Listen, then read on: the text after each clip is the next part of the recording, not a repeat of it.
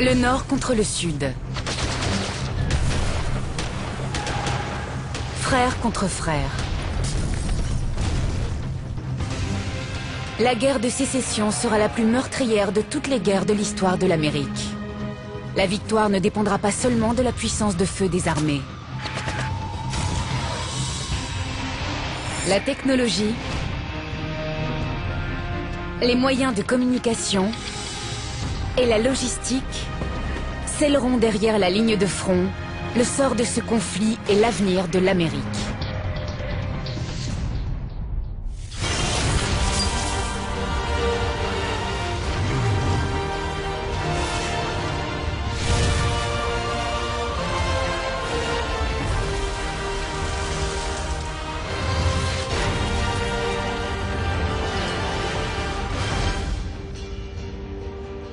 Feu!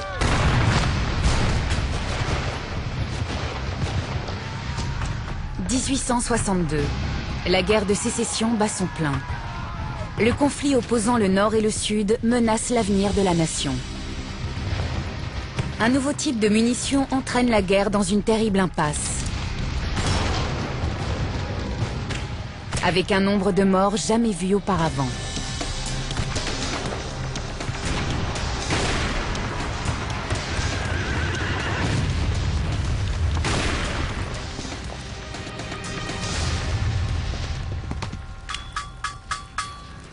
Ici, dans cette ferronnerie de l'État de l'Illinois, le plomb durci commence sa transformation pour devenir un instrument de destruction mortelle.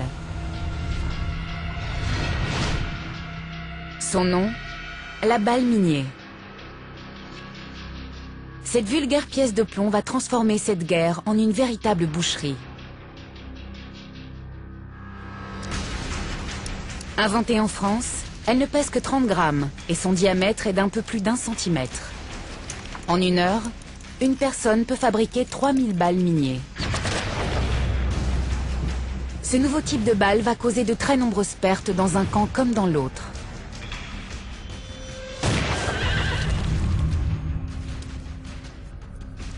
La balle minier est utilisée autant par le Nord que par le Sud. La demande est tellement forte que toute une industrie voit le jour pour fournir ces munitions en nombre suffisant.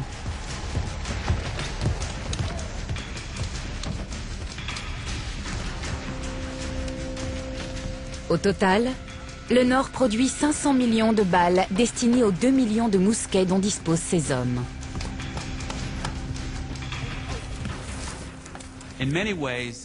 Par plusieurs aspects, la guerre de sécession a été la première guerre moderne. C'était le premier conflit auquel notre pays était confronté après la révolution industrielle. Une fois stockée dans cette caisse, une balle minier met environ 33 heures pour effectuer les 1300 km qui séparent la fabrique du champ de bataille.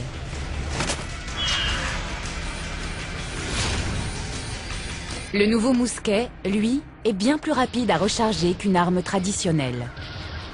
Il suffit de mettre la poudre, d'enfoncer la balle,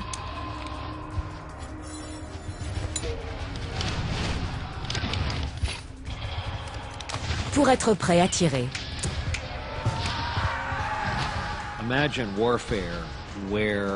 Imaginez une guerre où votre sort dépend de votre capacité à recharger votre fusil plus vite que le type d'en face.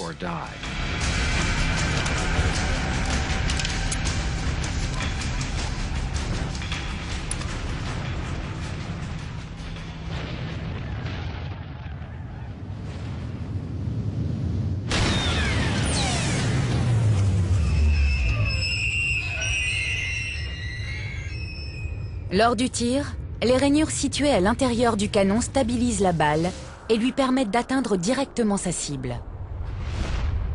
Cette meilleure précision, associée à une plus grande portée, en fait une arme fatale. En un instant, votre vie bascule. En une seconde, votre tête est catapultée ou votre bras explose.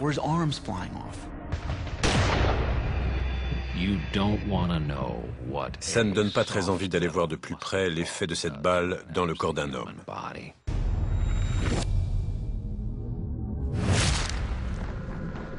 Sous l'impact, la balle s'aplatit. Les os sont brisés et volent en éclats, causant des dégâts profonds dans les muscles et les tissus. Les soldats meurent plus souvent de ces effets secondaires que du tir directement.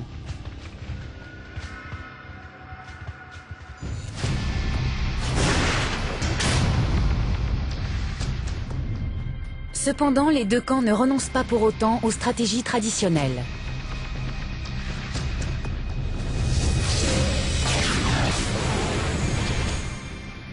Cette association d'une technologie moderne et des tactiques traditionnelles de guerre a été particulièrement tragique, avec pour conséquence un taux de mortalité effrayant.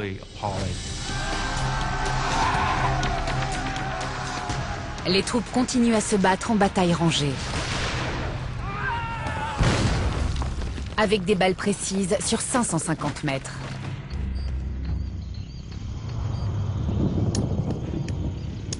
Et des fusils qu'ils peuvent recharger 8 fois plus vite qu'une arme traditionnelle.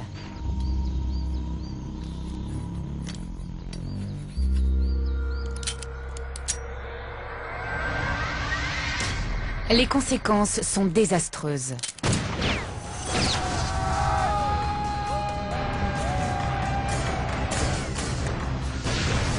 Le nombre de morts augmente dramatiquement par rapport au précédent conflit. Ces batailles rangées font de véritables carnages.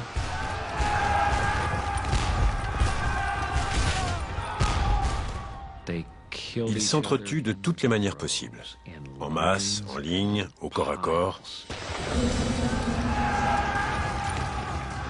Le soldat Alexander Hunter écrit « J'ai vu un homme gisant à plat ventre, son corps quasiment coupé en deux. Un autre a été tué juste au moment où il était en train de viser. Un de ses yeux était encore ouvert et l'autre fermé, son bras tendu, comme s'il tenait toujours son fusil. »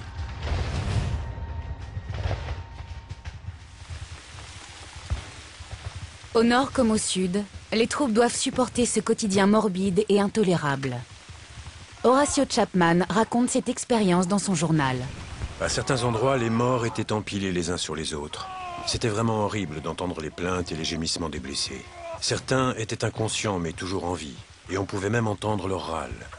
D'autres étaient mortellement blessés et conscients qu'ils n'en avaient plus pour très longtemps.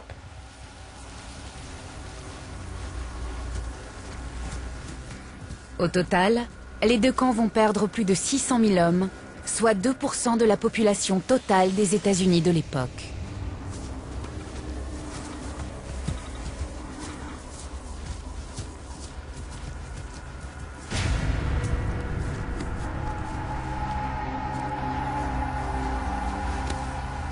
La moitié des morts ne pourront être identifiés.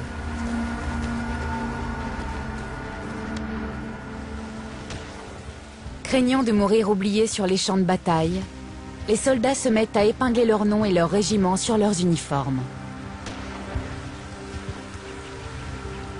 Ces banales étiquettes permettent d'identifier les hommes tués au combat.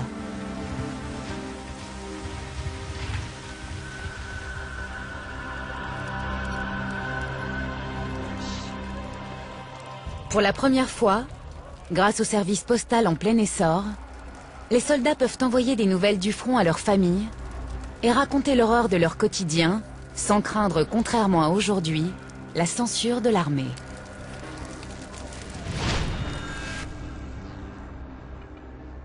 Le spectacle que nous avons sous les yeux dépasse l'entendement. Les cadavres se gonflent et certains éclatent même en morceaux sous la pression des gaz et des vapeurs fétides.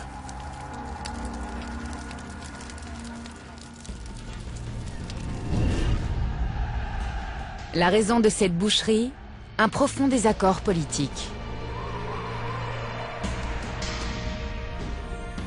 Dans ce violent conflit fratricide, les États du Sud sont déterminés à défendre leur indépendance et l'esclavage.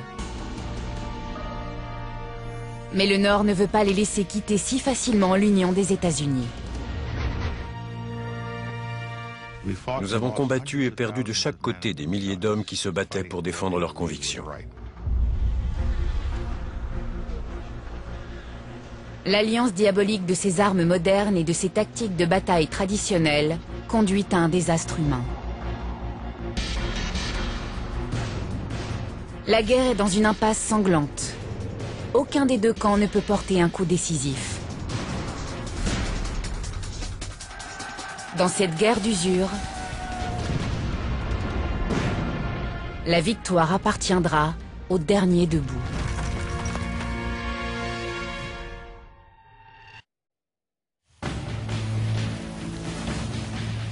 Août 1862. La guerre fait rage depuis plus d'1 an maintenant. L'armée de la Confédération des États du Sud, dirigée par le général Lee, prépare une série d'attaques en Virginie contre les forces de l'Union. Très déterminés, ces hommes combattent sur leur terre et sont prêts à mourir pour l'indépendance du Sud, ses traditions et son mode de vie. Sa prospérité repose tout entière sur une simple récolte, le coton, surnommé l'or blanc. À cette époque, le Sud fournit les 2/3 de la production mondiale. C'est une mine d'or. Mais cette richesse est due exclusivement au travail des esclaves.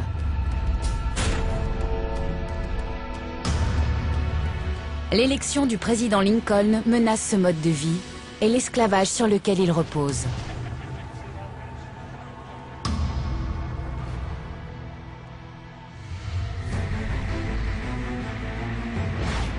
Plutôt que de se soumettre aux lois établies par le Nord, le Sud décide de se battre et réclame son indépendance au sein d'une nation séparée.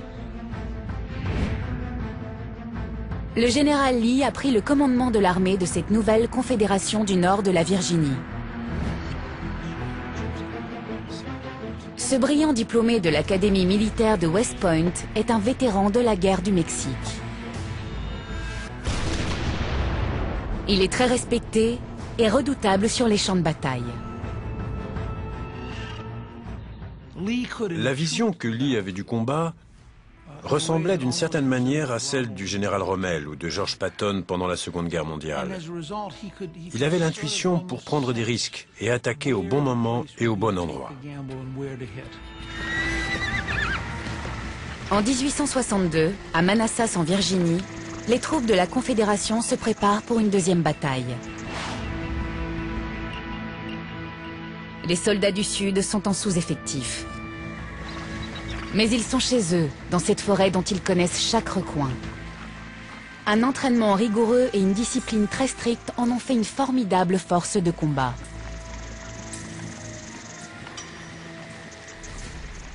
Si vous aviez dû parier à cette époque, vous auriez tout misé sur le Sud, qui n'avait qu'à défendre son territoire, alors que le Nord était l'assaillant. C'est beaucoup plus difficile d'être la force occupante. En avant!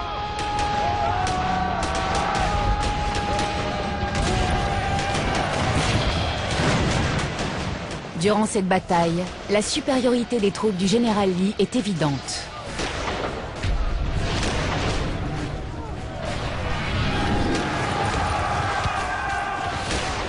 En une seule attaque qui dure à peine 10 minutes, le Nord et son 5e régiment de New York perdent plus d'hommes qu'aucun autre régiment durant toute la guerre.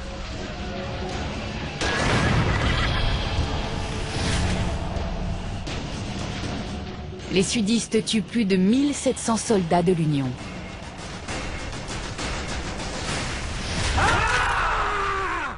Grâce à la détermination de ces hommes et une meilleure connaissance du terrain, le Sud remporte sa plus grande victoire.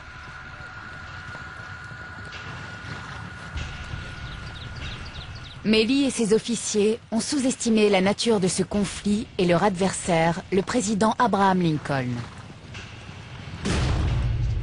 Car Lincoln mène une guerre d'un genre nouveau, dont ses adversaires n'ont pas idée.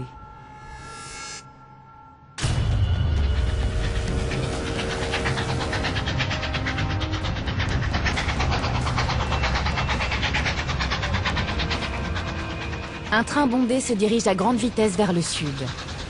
Il vient ravitailler l'armée de l'Union en troupes fraîches et en vivres. Le lieutenant George Benedict écrit à sa famille. Nous avons quitté la ville. Nous voyageons dans des wagons de marchandises. Le train transporte en plus de notre régiment 600 hommes supplémentaires. Il compte plusieurs wagons, tous bondés.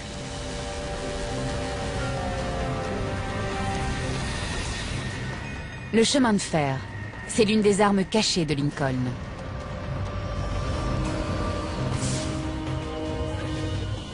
Parmi une des opérations clés directement sous les ordres du président, l'envoi de 25 000 hommes de troupes vers le sud. Un trajet de 2000 km.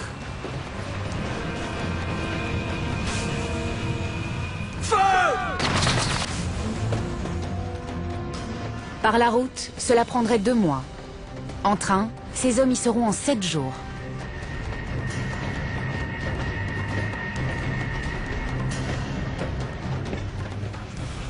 Après son arrivée en Amérique dans les années 1830, le chemin de fer a étendu ses tentacules dans tout le pays. Lincoln a compris qu'il pouvait ainsi révolutionner la vitesse de déploiement de ses troupes.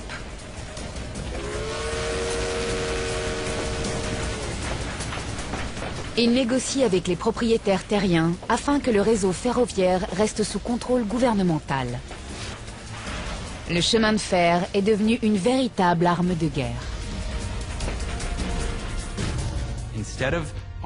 Au lieu d'avoir une armée limitée par sa vitesse de déplacement, vous aviez maintenant une armée capable de rejoindre le front en train. Et ce qui était primordial, avec des vivres. Les vivres et les troupes quittent le nord en direction du front. Certaines des lignes transportent jusqu'à 700 tonnes de ravitaillement par jour.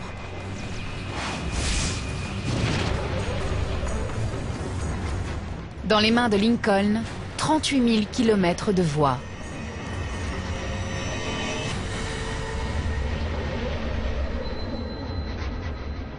De son côté, le réseau ferré du Sud, qui ne compte que 14 500 km de rails au début du conflit, reste sous contrôle privé. Durant ces 4 années de combat, le Nord construit 6 500 km de nouvelles voies, le Sud seulement 650.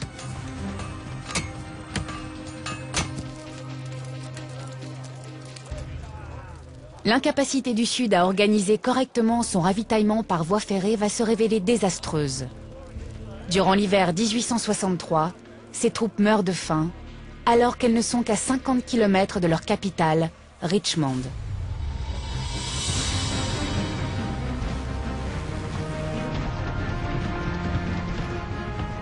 Malgré leur détermination, cette logistique défaillante empêche les sudistes de remporter des victoires décisives. Et Lincoln ne se sert pas seulement des rails. Il a compris que la victoire dépendait de la mobilisation de toute la puissance industrielle.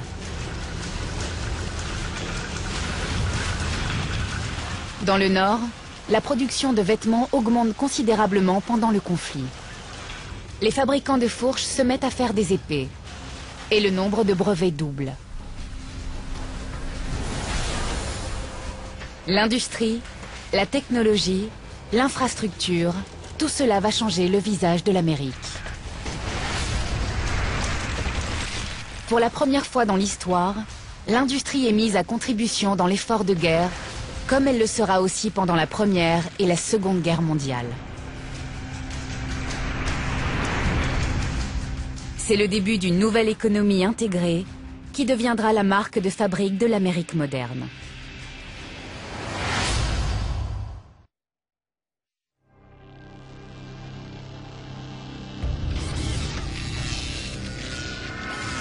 Dans un bâtiment qui fait face à la Maison Blanche, une petite pièce va devenir pour le président Lincoln le centre névralgique de la guerre.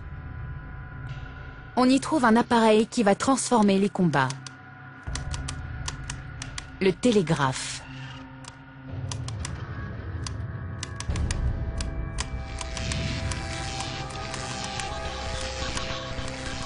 L'invention du Morse en 1840 fait du télégraphe le premier outil de communication de masse.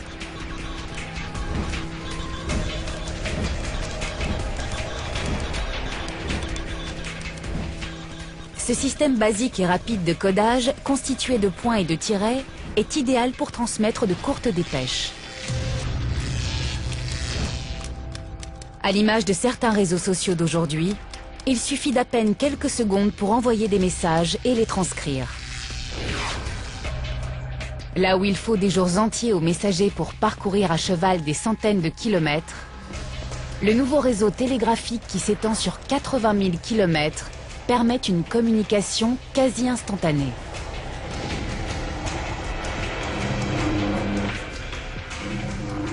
Les poteaux télégraphiques serpentent le long des lignes de chemin de fer, raccourcissant les distances dans tout le pays.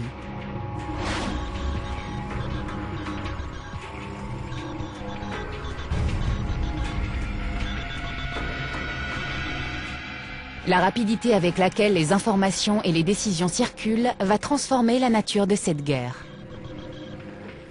C'est l'ancêtre de l'email. Soudain, il est possible de recevoir un message de quelqu'un de Saint-Louis ou d'envoyer un message à New York dans un temps incroyablement court. Lincoln a immédiatement mesuré le potentiel du télégraphe comme arme de guerre. Il insiste pour installer une ligne télégraphique directement au sein du département de la guerre.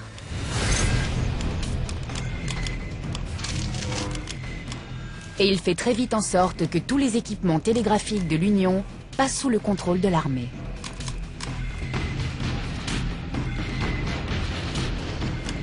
Ce bureau devient la pièce centrale de la machine de guerre de Lincoln. C'est son lieu de commandement et son centre de contrôle.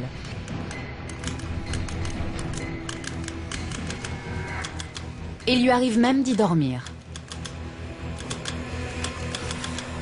Le responsable du bureau télégraphique, David Homer Bates, décrit l'obsession de Lincoln devant chaque petit morceau de papier apportant des nouvelles du front.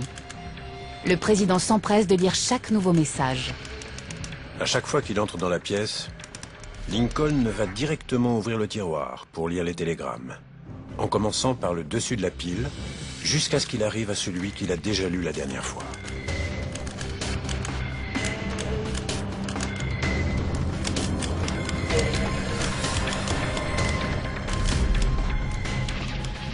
Le réseau télégraphique du Nord étend ses tentacules, rapportant quantité d'informations à Lincoln et à ses commandants restés à Washington. Le président possède ainsi une vue d'ensemble très stratégique.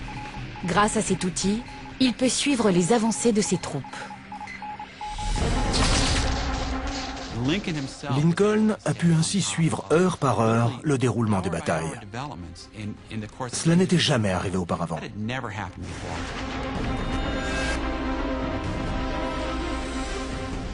Il lui arrive même d'expliquer à ses généraux comment se battre, ce qui a le don de les irriter.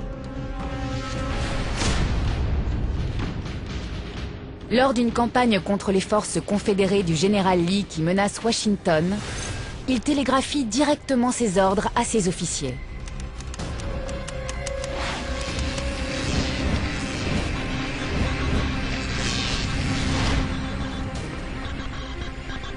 Compte tenu de la position du général Banks, le président vous ordonne de combattre Jackson à Harrisonburg.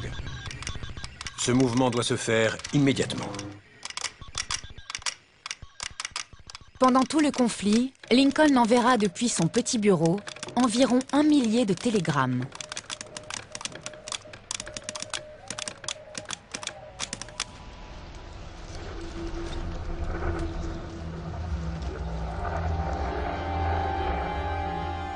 Le Sud, lui, n'a jamais saisi le potentiel de cet outil de communication, ni su mettre en place un commandement général centralisé. Les généraux sudistes, comme Robert Lee, doivent planifier leur bataille sans avoir de vision d'ensemble.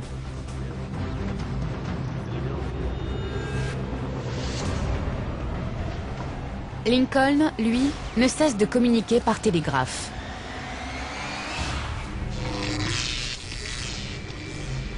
La force industrielle du Nord et une supériorité militaire en termes de troupes et de puissance de feu se traduisent par un enchaînement de défaites pour les Confédérés. Mais le Sud, convaincu de son bon droit, refuse catégoriquement de capituler. Résultat, le nombre de morts ne cesse d'augmenter. À Antietam, en 1862, 3600 hommes meurent sur le champ de bataille. Plus de 22 000 soldats sont blessés.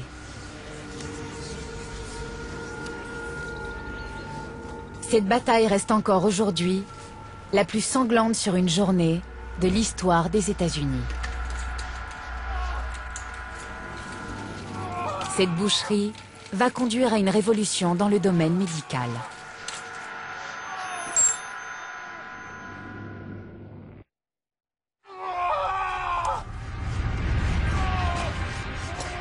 Trois quarts des opérations faites par les médecins militaires pendant la guerre de sécession sont des amputations. Les lettres du chirurgien William Watson racontent à quoi ressemblaient ces hôpitaux de fortune. Avant-hier, j'ai fait 14 amputations sans quitter la table d'opération. Je n'exagère pas quand je dis qu'au total, j'ai dû en faire 50. Il y a tant d'articulations abîmées et encore tellement d'opérations à faire. Le chirurgien Theodore Diamond décrit les horribles blessures provoquées par les armes, comme la balle Minié. La manière dont une balle Minié brise, fragmente et désintègre les os est à la fois impressionnante et terrifiante. Un chirurgien expérimenté peut amputer un membre en moins de 10 minutes. L'éther et le chloroforme sont utilisés comme anesthésiants. Si la balle ne vous tue pas, c'est l'infection qui vous terrasse. La gangrène fait des ravages. Une blessure est un terrain idéal pour la reproduction du Clostridium. Cette bactérie libère une toxine qui détruit les tissus. La mort peut être immédiate. Environ 60 000 amputations vont être faites pendant la guerre de sécession, un triste record jamais égalé depuis. Il meurt 2 fois plus de soldats des suites de l'infection de leurs blessures et de maladies que directement au combat.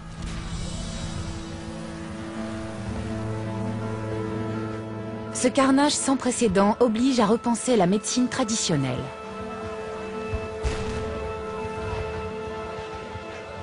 La santé des soldats devient un facteur aussi important pour gagner la guerre que le ravitaillement en fusils et en munitions. 20 000 femmes s'engagent comme infirmières sur les champs de bataille. Clara Barton est l'une d'entre elles. On a besoin d'une scie! Clara Barton n'est ni formée ni payée pour ce travail. Lorsqu'elle commence sa carrière, il n'y a quasiment que des hommes qui exercent. Les remèdes qu'elle va proposer pour soigner les plaies sont simples mais révolutionnaires.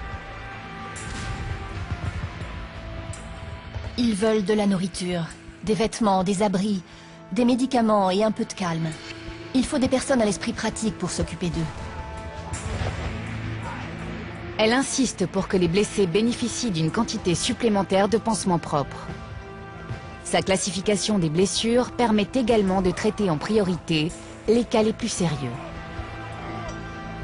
La guerre de sécession va susciter une série d'innovations qui forment les bases de la médecine d'aujourd'hui.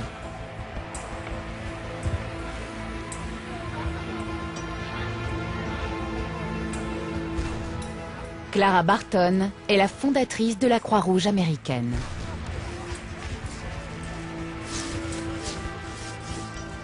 La découverte de la bromine va considérablement améliorer les conditions d'hygiène dans lesquelles vivent les hommes. Ce produit chimique très corrosif détruit la bactérie responsable de la gangrène.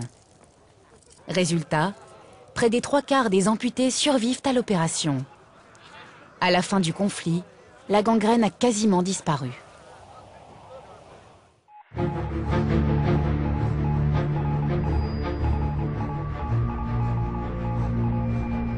Alors que la guerre s'éternise, Lincoln est contraint de se battre sur un autre front, celui de l'opinion publique.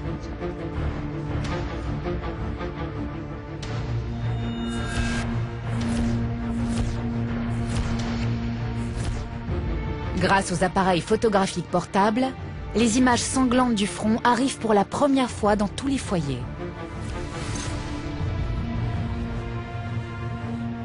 Ces appareils n'immortalisent pas les scènes de combat, mais sont un parfait témoignage de l'horreur qui en découle.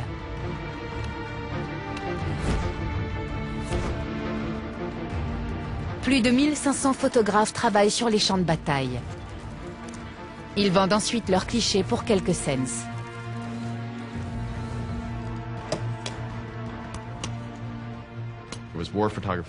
Ce sont ces photographies prises durant la guerre de sécession qui ont fait comprendre aux gens la violence impitoyable de la guerre. Les journaux, devenus de véritables médias de masse en Amérique, diffusent ces images.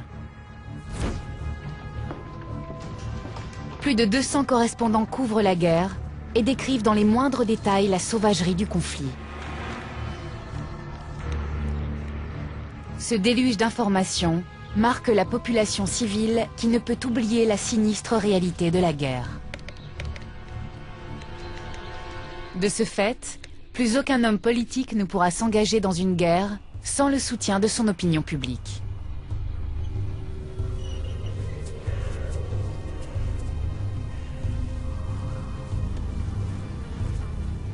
Les familles américaines, qui avaient l'habitude d'enterrer leurs morts chez eux, doivent maintenant attendre le retour des corps. Cette nouvelle donne change profondément les rituels funéraires. Nat Bottage est mort au combat en Virginie. Mais sa famille, qui réside à Boston, à 800 km de là, va pouvoir lui rendre un dernier hommage.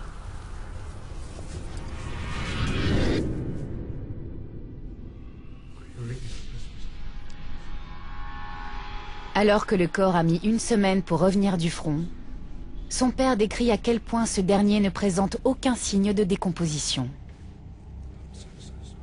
Même si son visage porte encore les marques du combat, ses traits sont paisibles, comme s'il dormait. Un état rendu possible grâce à une nouvelle technique, l'embaumement. Des produits chimiques, comme l'arsenic et le chlorure de zinc, sont injectés à l'intérieur du corps pour retarder le processus naturel de décomposition. Le commerce lié à la conservation des corps transforme du jour au lendemain les fossoyeurs en millionnaires. Et certains s'en vantent. Je voudrais bien préparer des soldats, mais on ne me donne que 5 $ par corps.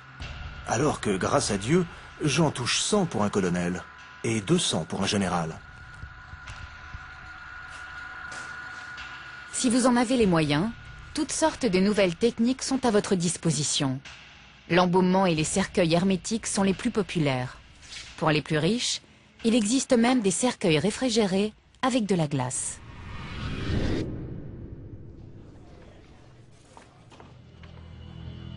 Mais la guerre s'éternise. Lincoln est déterminé à en finir au plus vite et à abolir l'esclavage. En septembre 1862, il lance un ultimatum au Sud et lui demande de rejoindre l'Union. En cas de refus de ce dernier, il menace de libérer de force les esclaves du Sud. Mais après avoir goûté à l'indépendance, le Sud rejette l'ultimatum.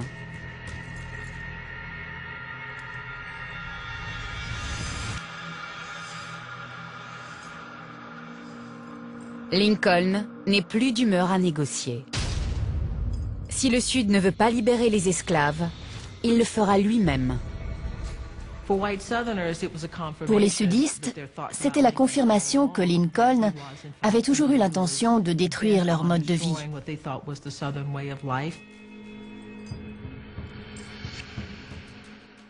Au nord, les gens prenaient tout à coup conscience de la mission de cette guerre. Le 1er janvier 1863, Lincoln proclame l'affranchissement des esclaves dans les États révoltés du Sud. Grâce au télégraphe, la nouvelle se répand très vite. En ce premier jour de janvier de l'année de notre Seigneur 1863, Lincoln déclare non seulement que les Noirs ne sont désormais plus des esclaves, mais qu'ils doivent être traités comme des citoyens égaux en droit, avec le droit de voter et de participer à la vie publique. Toute personne considérée comme esclave est désormais libre, maintenant et pour toujours.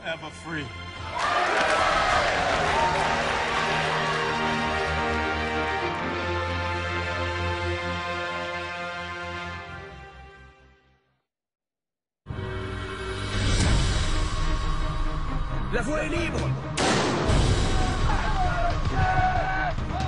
À la suite de la déclaration du président Lincoln, les Noirs américains s'empressent de rejoindre les forces de l'Union.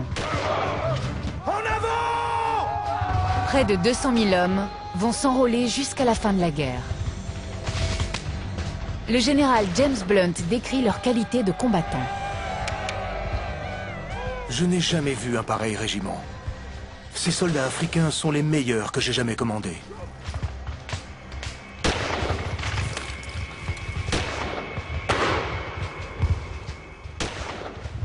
La déclaration abolissant l'esclavage change la dynamique de la guerre. L'armée de l'Union devient une force de libération, combattant désormais pour la fin de l'esclavage. Les hommes ont compris que sauver l'Union leur donnerait un sentiment de liberté et de dignité. La dignité de celui qui peut dire « Je suis un soldat, je ne suis pas seulement un exécutant. J'ai un uniforme, j'ai des tripes, je suis quelqu'un. »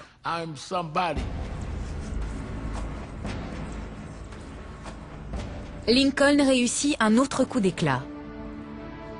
La même année, son allocution pour l'inauguration du premier cimetière national américain à Gettysburg devient un des plus célèbres discours politiques de l'histoire. Il y a 87 ans, nos pères ont fondé sur ce continent une nouvelle nation. Conçue dans la liberté et construite sur l'idée De l'égalité entre les hommes.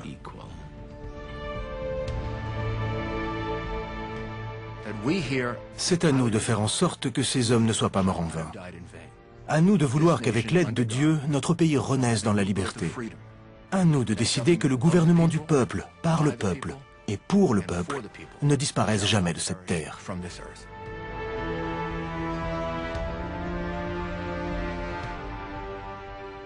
C'est un discours très émouvant quand on pense au sacrifice de ce peuple qui a donné sa vie pour servir un idéal.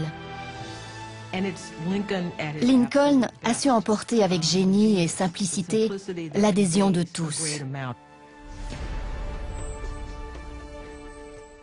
Il y a une dimension spirituelle dans ce discours. C'est un hymne à l'Amérique, un hommage au sacrifice fait par ce pays pour continuer à promettre tous les possibles.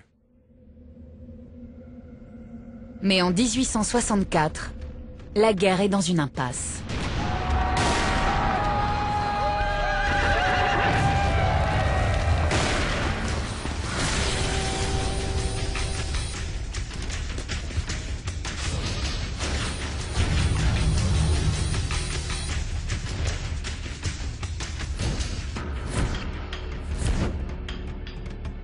À l'approche de l'élection présidentielle, et défié par ceux qui veulent négocier la paix avec le Sud, Lincoln sait qu'il lui faut porter un coup décisif. À un certain moment, lorsque la lassitude vous gagne, une erreur est vite arrivée. Et dans le contexte d'une guerre, cette erreur peut être fatale. Lincoln met toute la puissance industrielle du Nord au service de ce coup ultime. Il confie au général William Sherman la mission de prendre la ville d'Atlanta, quel qu'en soit le prix. Je vais mener cette guerre avec une grande fermeté, sans relâche, jusqu'à ce que le Sud implore la clémence.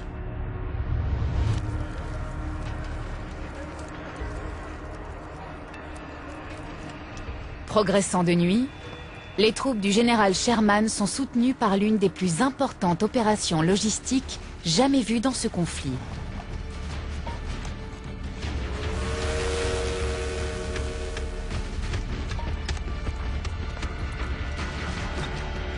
Sherman détruit tout ce qui appartient à l'armée de la Confédération.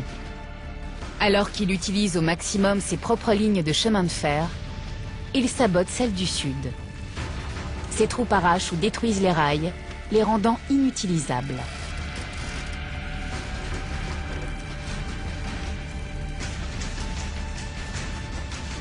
En une seule journée, les lignes supplémentaires construites par le Nord permettent d'apporter 200 000 balles. Le Sud est contraint, lui, de récupérer sur les champs de bataille les balles perdues, les vivres abandonnés et même jusqu'aux vieilles bottes des soldats morts au combat.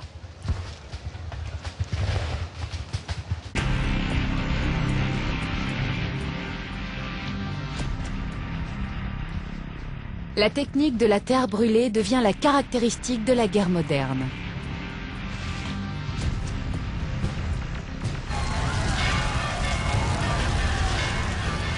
Finalement, les forces de la Confédération mettent le feu à leurs propres réserves de munitions avant d'abandonner Atlanta aux soldats de l'Union.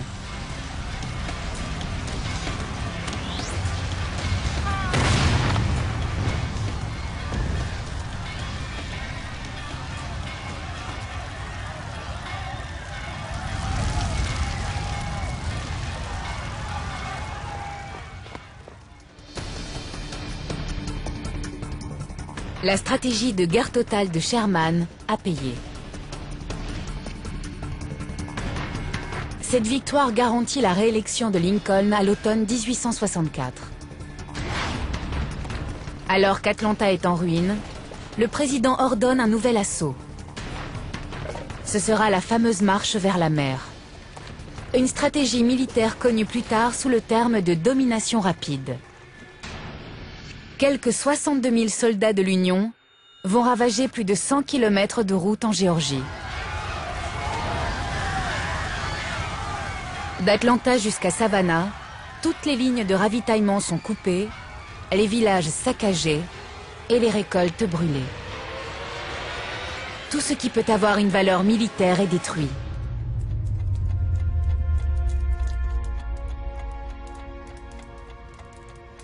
Au bout de 6 mois d'un tel traitement, le général Lee finit par signer la reddition de l'armée confédérée.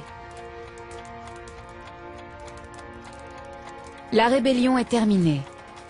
Le Sud doit se soumettre à l'Union et mettre fin à l'esclavage. Avec sa victoire, le Nord célèbre aussi la liberté et son modèle industriel. Cette réussite va donner à l'Amérique un sentiment de confiance et une ouverture sur le monde entier. Malgré toute sa détermination, la Confédération n'a pas pu rivaliser avec l'incroyable machine de guerre du Nord. L'industrie, l'infrastructure ferroviaire et le réseau télégraphique sont les 3 piliers sur lesquels repose avant tout la victoire du Nord.